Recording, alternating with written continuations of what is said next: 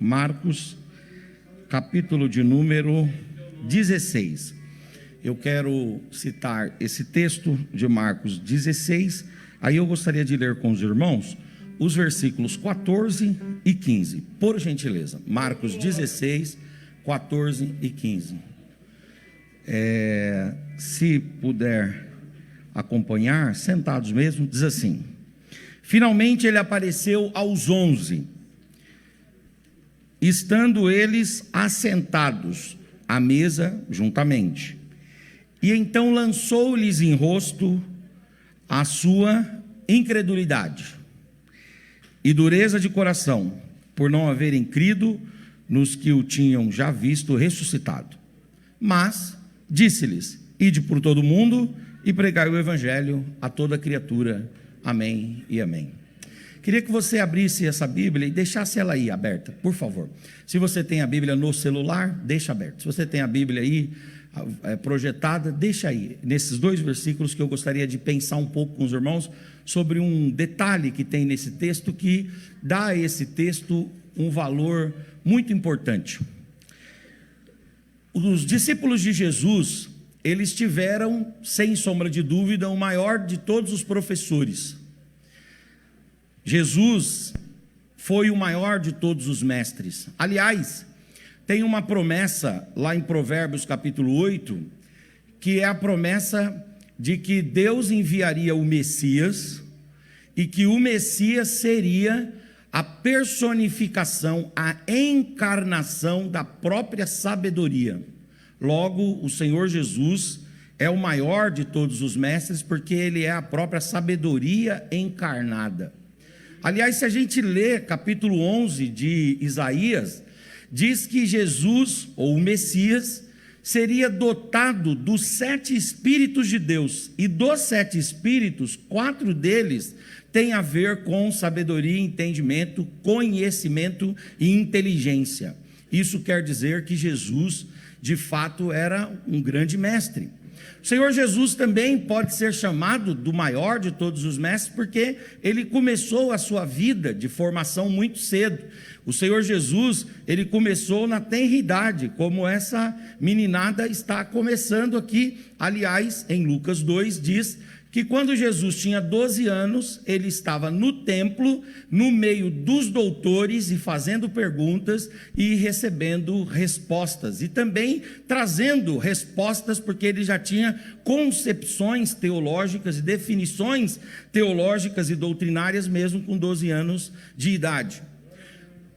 O Philip Yancey, no livro O Jesus que eu Nunca Conheci, ele diz que aquele que deu a lei, quando encarnou, se obrigou a aprender a lei, e aprendeu a lei perfeitamente, a ponto de se tornar mestre da lei. Ele deu a lei, se submeteu a aprender a lei, e depois virou mestre da lei. Aliás, o Senhor Jesus foi chamado, a gente lê isso nos evangelhos, de Rabone, de Rabi, de mestre. E ele tinha uma diferenciação em relação aos demais rabinos, aos demais mestres, aos demais pedagogos da sua época. O que é que o diferenciava? Ele ensinava como quem tinha autoridade. E isso foi ponto de questionamento de muitos mestres que não conseguiam entender por que o povo, quando parava para ouvir Jesus, se encantava com as suas preleções, com as suas pregações, com os seus ensinos, porque provavelmente ele se utilizava, como diz Stuart Olyott, das coisas mais corriqueiras e mais comuns para ilustrar verdades extraordinárias e singulares. De modo que Jesus foi o maior de todos os mestres, e os discípulos tiveram a oportunidade de aprender com o Senhor Jesus. Se eles tivessem tido a oportunidade de aprender com Salomão, já seriam dignos de destaque. Se eles tivessem a oportunidade de aprender com Hilel, já teriam algum tipo de singularidade. Se eles tivessem a oportunidade de aprender com Chamaí, um outro rabino do primeiro século, também seriam dignos de distinção. Mas eles, não como Paulo, não aprendem aos pés de Gamaliel, porque comparando com Jesus, todos esses outros mestres são fracos, mas Jesus é o maior de todos os mestres, o dono da sabedoria. Ele é aquele que tem a resposta para todas as coisas. Tem um texto na Bíblia que é muito interessante, está lá em João 7, que diz que os líderes religiosos de Israel queriam pegar Jesus em algum deslize na sua fala, e então colocaram os soldados romanos para ouvir Jesus, para que Jesus, caindo em alguma contradição, os soldados romanos pudessem prendê-lo em flagrante. E aí o texto diz que os soldados romanos foram ouvir Jesus e depois voltaram com aquele relatório dizendo: nunca ouvimos ninguém falar como ele fala, da sua boca sorvem favos de mel para a glória do Senhor.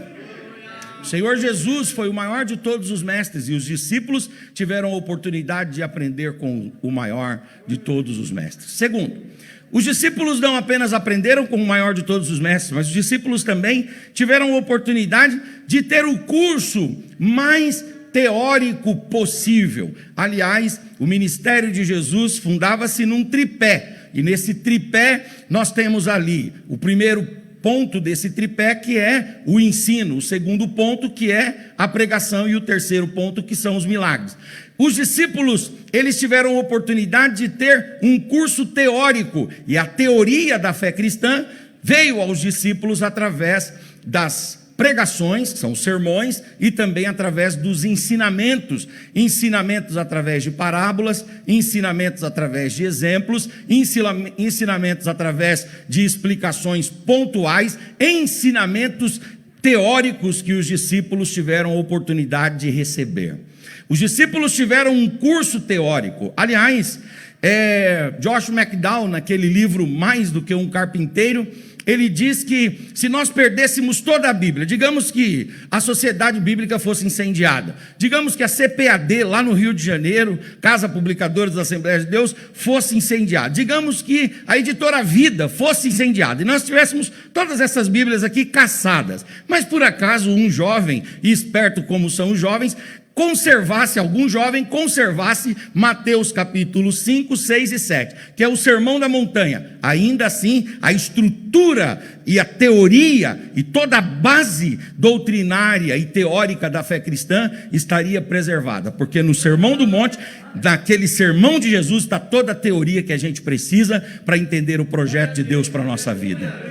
Então o Senhor Jesus, ele deu aos discípulos um curso teórico extraordinário. Mas os discípulos não tiveram apenas o melhor dos professores e não tiveram apenas um curso teórico. Eles tiveram a oportunidade também de receber um curso prático. E aqui nos faltaria tempo por conta da exiguidade que foi nos dado aqui esta noite, porque a obra de Jesus é vasta. Aliás, alguém contou um dia e disse que Jesus operou 38 milagres.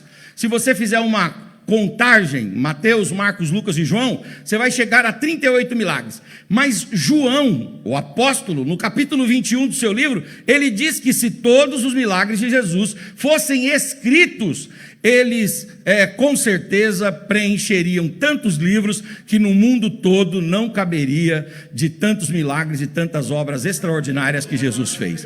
Então Jesus ensinou os discípulos de forma prática, primeiro dando exemplo e segundo os enviando. Pelo menos 2 momentos Jesus manda os discípulos, porque não adianta, tem gente que quer formar o outro, mas não dá oportunidade para o outro treinar. Isso não é formação, isso é entrega de informação. Formação é quando você entrega a formação, quando você dá o exemplo e quando você envia e depois analisa o que foi feito e vai junto e ensina de novo e envia de novo e vai confiando. Tem gente que quer formar os outros, mas não dá oportunidade. Quando dá, fica reclamando, fica criticando, fica apontando defeitos. Isso não é formar pessoa. Formar pessoa não é dar informação. Formar pessoa é dar o exemplo, dar a informação, colocar para treinar, questionar o que aconteceu de bom e de ruim, corrigir os equívocos, os erros e dar a oportunidade de novo e entender que a escola não é apenas num único momento, mas a escola tem a ver com o curso da vida, e aquilo que ele não faz bem hoje, ele pode fazer muito bem amanhã para a glória, a honra e louvor do Senhor. O Senhor Jesus deu aos discípulos um curso prático. Por quê? Porque os enviou de 2 em 2 às aldeias, aos vilarejos, às cidades, às fazendas, às casas. O Senhor Jesus também os reuniu lá numa certa ocasião em 70 e os mandou pregar a palavra, e depois eles vieram trazendo relatórios, de modo que o Senhor Jesus deu para eles um curso prático. Vejam, interessante aqui: primeiro, o melhor dos professores; segundo, um curso teórico; terceiro, um curso prático. Vejam que não apenas os discípulos foram beneficiados nisso, mas eles também tiveram um curso extenso. Eu, por exemplo, pela misericórdia de Deus, estou falando isso aqui debaixo da misericórdia de Deus e apenas a título de exemplificação, eu tive a oportunidade de fazer o curso de Direito. São 5 anos, e depois eu fiz 4 pós-graduações, são mais 1 ano e meio em cada um dos cursos, mais 1 ano mais ou menos em cada um dos cursos. Eu estou estudando aí faz 12 anos, e eu digo para os irmãos que quanto mais eu estudo, menos eu sei. Um curso que os discípulos recebem é um curso diferenciado. Talvez nos 10, 11 anos que eu tenho estudado, eu não tenha aprendido o que os discípulos tiveram a oportunidade de aprender em 42 meses. Por quê? Porque o meu curso geralmente é curso de 4 horas. Geralmente eu ainda dou umas matadas numa aula lá, não sei se você sabe o que é isso, matar a aula. Eu de vez em quando mato umas aulas, e aí então você acaba tendo apenas 3 aulas, 2 aulas, assistindo uma aula pela metade. Às vezes, quando é curso online, por exemplo, já aconteceu comigo, nunca façam isso, eu coloco a aula lá para rodar e fico fazendo minhas coisas, depois eu vou lá e digo, concluí aquela aula ali, não é verdade? Então talvez nos 12 anos de estudo, eu não tenha estudado tão extensamente como os discípulos. Eles tiveram 42 meses, diuturnamente, 24 horas por dia, 7 dias por semana, 30 dias por mês, 365 dias por ano, estudando aos pés de Jesus e aprendendo com Jesus. Eles acordavam e tomavam café com Jesus, iam almoçar, almoçavam com Jesus, iam tomar o café da tarde com Jesus, a jantinha com Jesus, a ceia da meia-noite com Jesus, subiam com Jesus para o monte, dormiam algumas noites, outras noites não dormiam. Eles estavam em casas, eles estavam em fazendas, eles estavam na rua, estavam no campo, eles estavam no mar. Jesus estava ali e em todo o tempo estava ensinando a eles e orientando a eles. Tiveram o melhor dos professores, um curso teórico, um curso prático e um curso extenso. Finalmente chega o dia da graduação. Diga comigo, chegou o dia da colação de grau, da graduação, da entrega do canudo. Chegou o dia deles se formarem. E aí o Senhor Jesus chega para eles, depois de ressuscitado, os 11 estão reunidos. E qual é a constatação que o reitor da faculdade, chamado Jesus, tem em relação a eles? Qual que é a análise que Jesus faz deles, dos discípulos, depois de todo esse arcabouço de informações e de conteúdos que eles receberam? Qual é o estado deles? Se eles fossem fazer a prova Brasil, se eles fossem fazer o Enem, se eles fossem fazer a FUVEST, se eles fossem fazer o vestibular, eles têm a oportunidade de se assentar para fazer o vestibular, e a qual constatação Jesus chega? Quando Jesus submete-os à análise, quando Jesus submete-os à prova, quando Jesus os submete à avaliação, qual é o diagnóstico de Jesus? Qual é a análise de Jesus sobre eles? Bom, a análise de Jesus sobre eles está no versículo 14 aí. Eu quero que você, por favor, analise aí, junto com Jesus, esses discípulos. Finalmente apareceu aos 11, estando eles fazendo o quê? Assentados. E olha o que diz aí o texto: lançou-lhes então em rosto a sua incredulidade. Digam comigo assim: os discípulos que tiveram o melhor curso fé tinham se tornado homens incrédulos. Está aí no texto, aí. Não é o que está no texto? Aí o texto é puro, está aí, tá? O texto é limpo, está aí. O texto diz assim que Jesus, depois de submetê-los a uma análise, a uma prova final, Jesus percebeu que eles tinham estudado com o melhor professor, o curso teórico, um curso extenso, um curso prático, eles tinham feito o curso fé mas eles haviam se tornado pessoas extremamente incrédulas. Gente incrédula, racionalista, fria, gente calculista, gente materialista, gente secularizada, gente que só tem resposta na ciência, gente que só busca entendimento na razão, gente que não consegue viver as realidades espirituais. Por quê? Porque é gente incrédula, anda com o autor e consumador da fé, mas não aprende sobre fé, vê milagres extraordinários, ouve a palavra, mas não aprende sobre fé. E no final, infelizmente, a constatação do Mestre Jesus é que os discípulos dele são homens incrédulos. Diga para o seu irmão aí: incredulidade. Cuidado com ela, diga, cuidado com ela. Ela vai te perseguir a vida toda, diga, ela vai te perseguir a vida toda.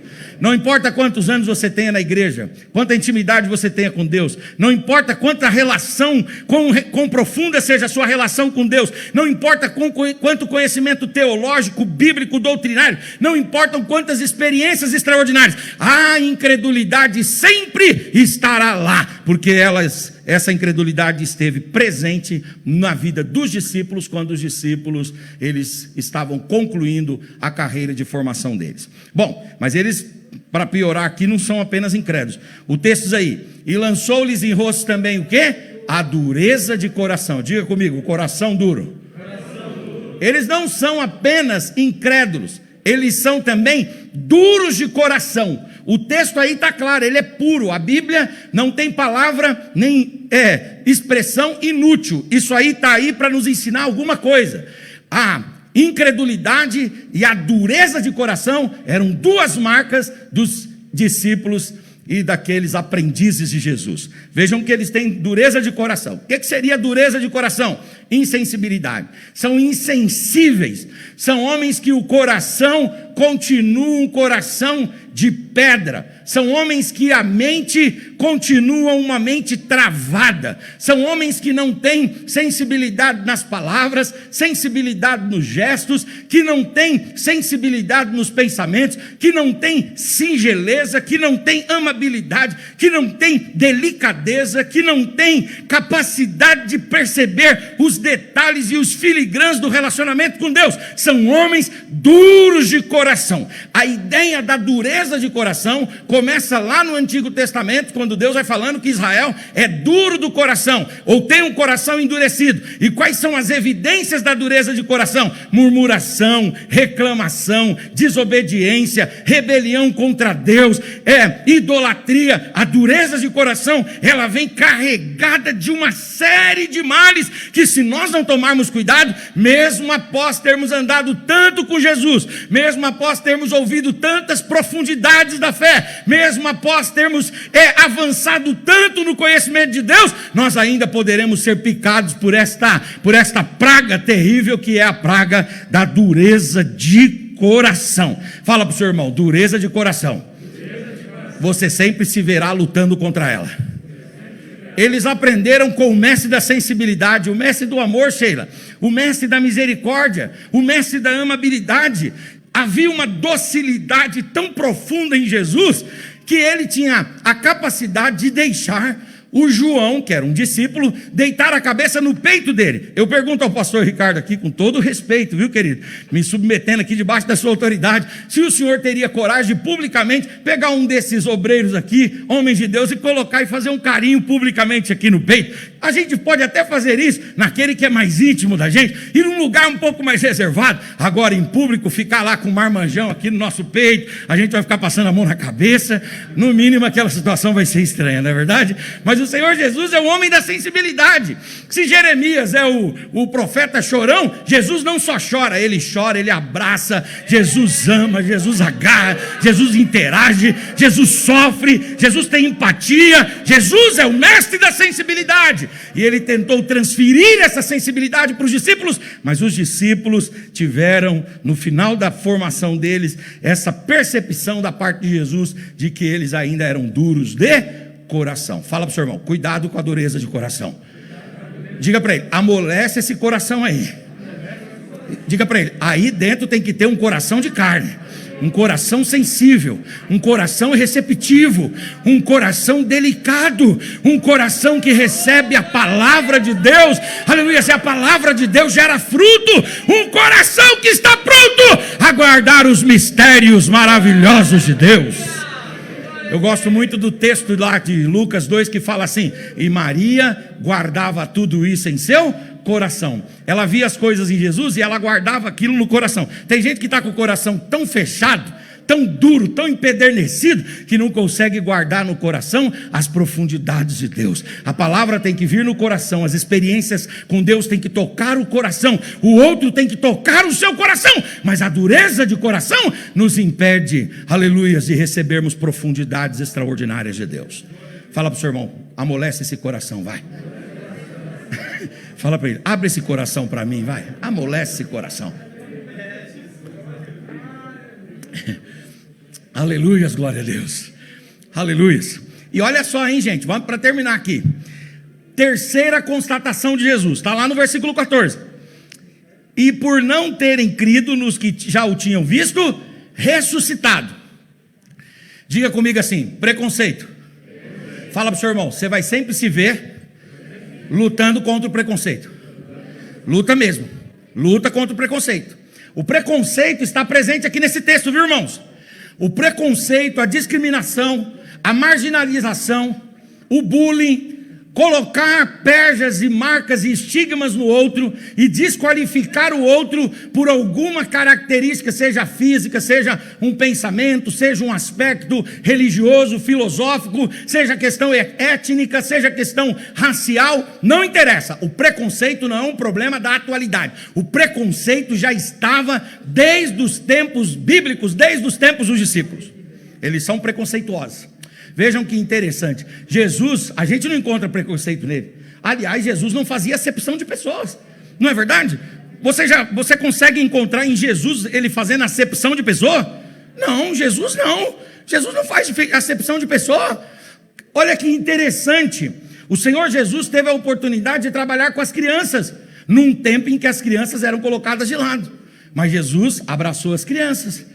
Jesus teve a oportunidade de interagir com a juventude, não é pouco, não, são poucas vezes que aparece na Bíblia, um jovem lhe procurou. Algumas vezes aparece nos evangelhos essa expressão, um jovem tendo lhe procurado, quer dizer, Jesus foi procurado por jovens, Jesus foi procurado por mulheres e abraçou as mulheres. Aliás, a mulher samaritana nunca podia estar ali conversando com Jesus. Primeiro porque era mulher, segundo porque era uma samaritana conversando com um judeu. Ali haviam dois problemas de preconceito, mas Jesus quebrou os dois.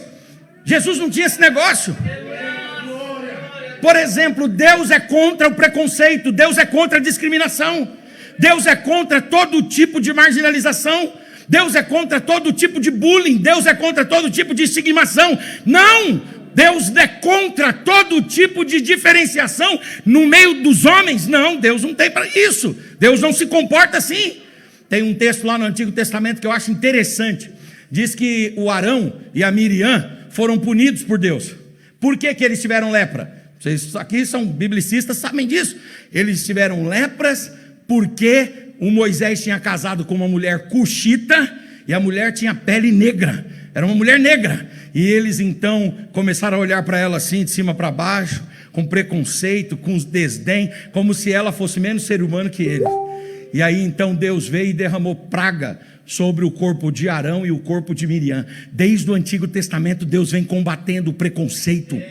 Deus combate o preconceito do pobre, Deus combate o preconceito da mulher, Deus combate o preconceito contra o estrangeiro, Deus combate o preconceito contra aquela mulher que é viúva, aquele que é o órfão, Deus combate o preconceito contra os doentes. Em Êxodo 19 diz assim: o surdo e o mudo, olhem para ele, fui eu que fiz. O surdo e o mudo, olhem para ele, quem fez o surdo e o mudo? Foi Deus, está lá em Êxodo 19. Nada de preconceito contra a pessoa que é portadora de alguma deficiência, não. Deus, ele combate o preconceito, ele luta em favor das minorias. Mas os discípulos aqui, eles são preconceituosos. E aonde que recai o preconceito deles? O preconceito deles recai sobre as mulheres. Por quê? Pasmem aqui os nossos queridos adolescentes e toda essa plenária. Olha que interessante. Quem é que Jesus dá a oportunidade de testemunhar primeiro a ressurreição? Ele dá para João, que era aquele que deitava a cabeça no peito dele? Não. Ele dava para o Pedro, que era bem ativo? Não. Para quem Jesus deu?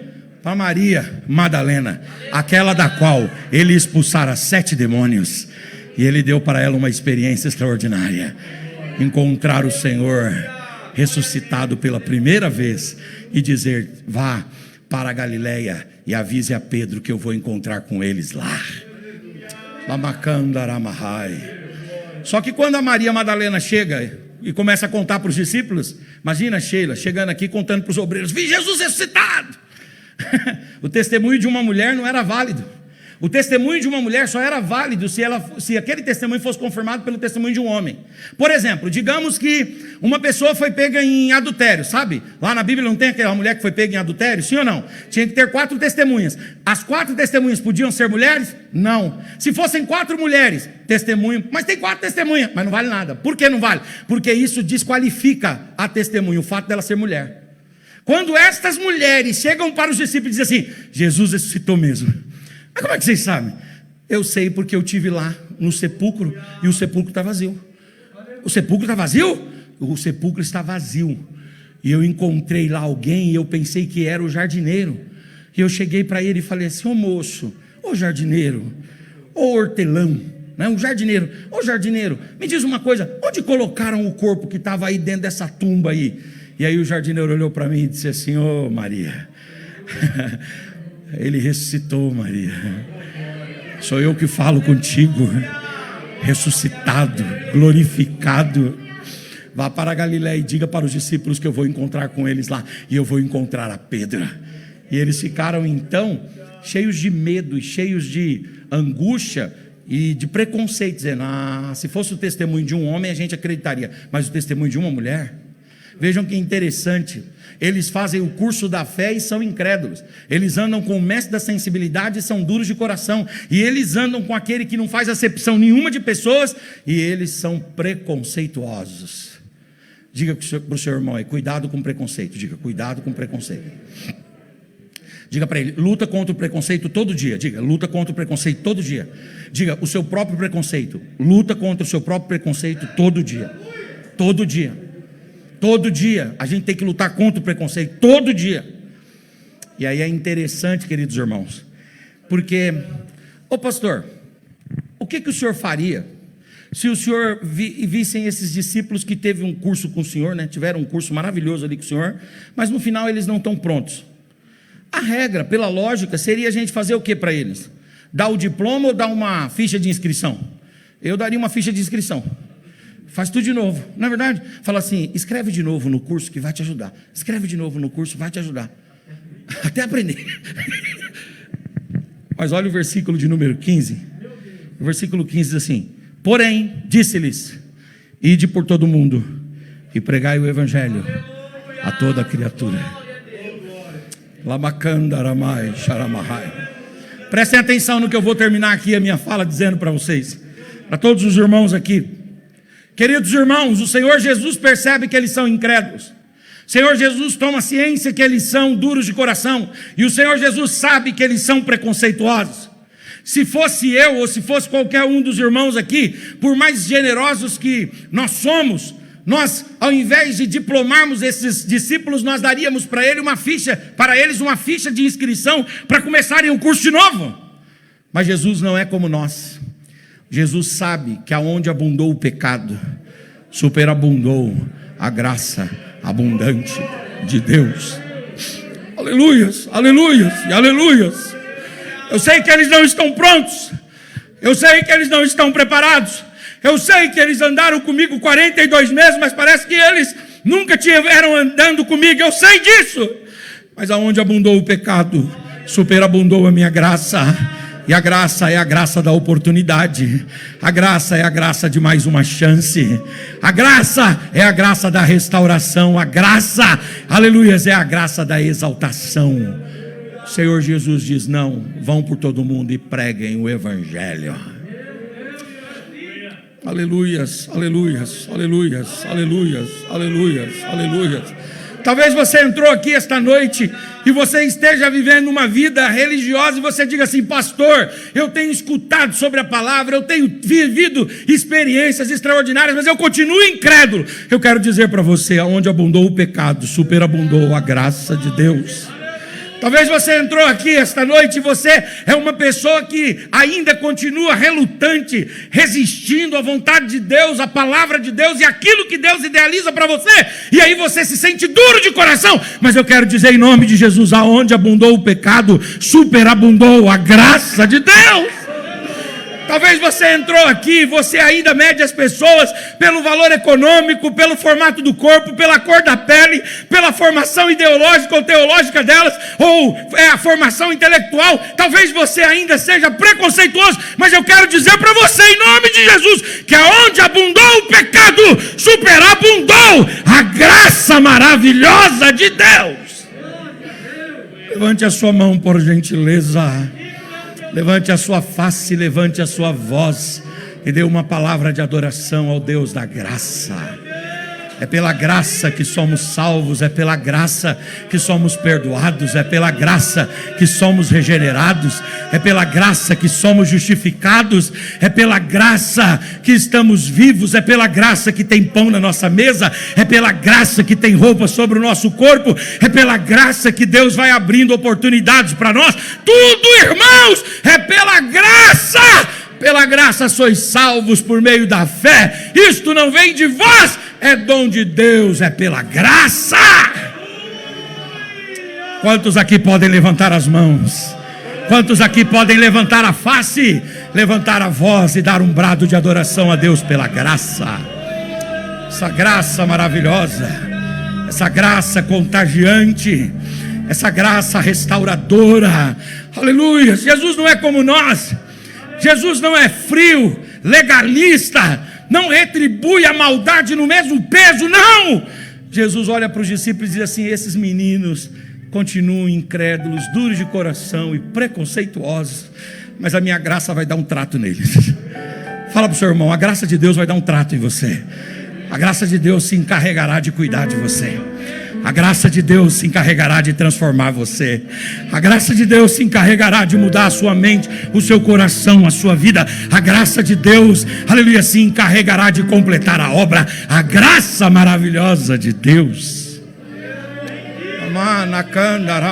A graça está sobre nós. Talvez você olhe e diga assim: minha família é família de gente incrédula. Lá a graça pode alcançar também. Talvez você olhe e diga assim: mas espera aí, pastor, a minha família tem lá muita gente, aquele pessoal ali é duro de coração, mas a graça também é poderosa para derreter aquele coração de pedra e colocar ali um coração de carne. Aí você diz assim: pastor, eu lido com tanta gente que faz discriminação, diferenciação de pessoas, gente preconceituosa, gente má, eu lido com tanta gente perversa, mas essa pessoa, se for alcançada pela graça abundante e transformadora de Deus, ela terá a vida transformada. Aleluias. 2, o Senhor Jesus, ele diz: ide por todo mundo e prega o evangelho a toda criatura por causa da graça. 2, ele diz: ide por todo mundo e prega o evangelho a toda criatura. Sabe por quê? Porque o Espírito Santo ainda não havia descido sobre eles. E esses discípulos, eles vão ficar em Jerusalém, e por 10 dias eles vão orar. E vai cumprir-se então o dia de Pentecostes, 50º dia depois da Páscoa. E ali eles estão reunidos, e de repente ouve-se um vento veemente e impetuoso. E aquele barulho e aquele vento entram na casa, e de repente os irmãos, 120 pessoas, começam a falar em línguas estranhas. Aleluias! Aleluias! E aí eles se levantam na autoridade de Deus, aleluias, transformados e mudados pela ação do Espírito Santo de Deus. Fala para o seu irmão aí: o Espírito Santo de Deus vai transformar você. O Espírito Santo vai fazer você ser o que Deus quer que você seja. O Espírito Santo vai tornar você um herói de Deus.